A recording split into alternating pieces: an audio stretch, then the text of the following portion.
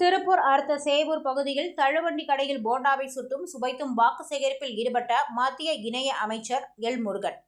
திருப்பூர் மாவட்டம் அவிநாசி தனித்தொகுதியில் சட்டமன்ற வேட்பாளராக மத்திய இணையமைச்சர் எல் முருகன் போட்டியிடுகிறார்.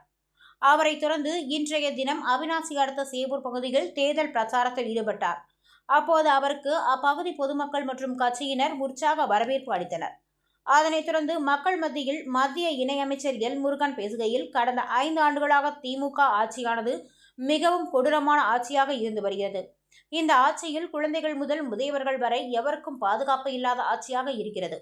இந்த ஆட்சியில் அடிப்படை தேவைகளில் இருந்து அத்தியாவசிய தேவை வரை அனைத்து பொருட்களும் விலையேற்றம் செய்யப்பட்டுள்ளது. மின்வரி, சொத்து வரி, பால் விலை உயர்வு என அனைத்தும் உயர்ந்துள்ளது. இந்த ஆட்சியை முடித்து கட்ட பொதுமக்கள் தாமரை சின்னத்தில் வாக்களிக்க வேண்டும்.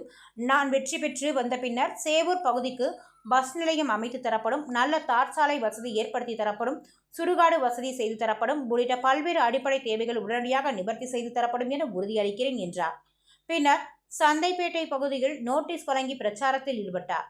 அப்போது பஜ்ஜி, போண்டா விற்பனை செய்யும் தள்ளுவண்டி கடையில் வாக்கு சேகரிக்கும் பொழுது அங்கிருந்த கிழங்கு போண்டாவை வாங்கி ருசித்து பார்த்தார். இந்த கிழங்கு போண்டாவை தயார் செய்வதற்கான மூலப்பொருட்களின் விலையேற்றம் குறித்து கேட்டறிந்தார். அடுப்பில் வெந்து கொண்டிருந்த போண்டாவை எடுத்து தட்டில் வைத்தார். அதனைத் தொடர்ந்து சந்தை பகுதியில் இருந்த காய்கறி வியாபாரிகளிடம் விலைவாசி உயர்வு குறித்து கேட்டறிந்து வாக்கு சேகரிப்பில் ஈடுபட்டார்.